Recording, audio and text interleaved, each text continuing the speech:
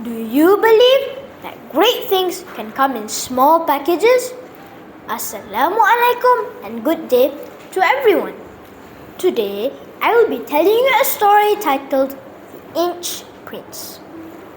Once upon a time there lived an old couple named Mr.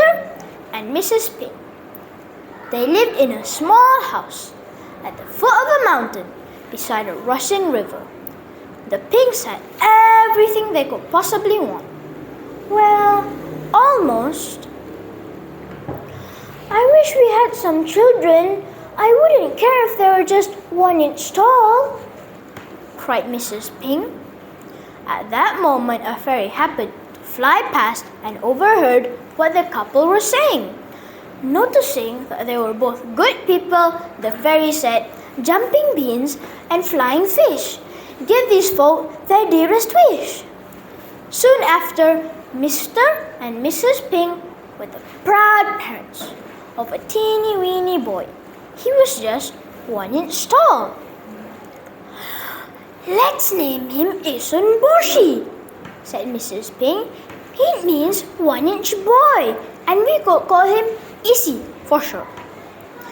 As time passed, Issy never grew any higher than 1 inch tall. When Issy was 18, he went to the city in search of a job. For his journey, Issy would use Mrs. Ping's sharpest needle as a sword to defend himself. As Issy scuttled along the crowded streets, he thought to himself, "I'll ask the emperor for a job. That is, if I don't get squashed first." After dodging hundreds of stomping feet, Issy finally reached the palace. The guards wouldn't let him in, so he jumped over their feet and charged into the palace before anyone could stop him. Then he met the emperor and the princess. He bowed down to them and said, "I would like a job, please." "Would you now?" said the emperor. "But, Dad, he's tiny.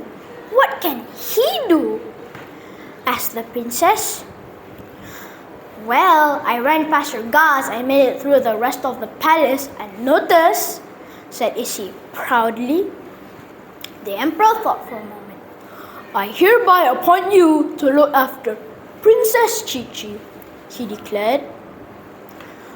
"But how could he defend me?" asked the princess. "He's only 1 inch tall." "Small things can be special too," said the emperor wisely. From that day on, Issy never left the princess's side. One day, the princess left the palace to visit her aunt, far beyond the city. While going through a dark forest, a giant ogre crashed through the trees and grabbed the princess.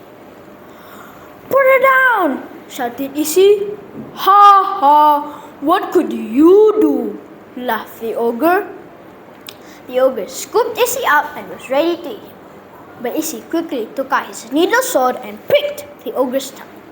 The ogre spat out Issy and dropped the princess while scrambling to run off into the woods. "Thank you, Issy!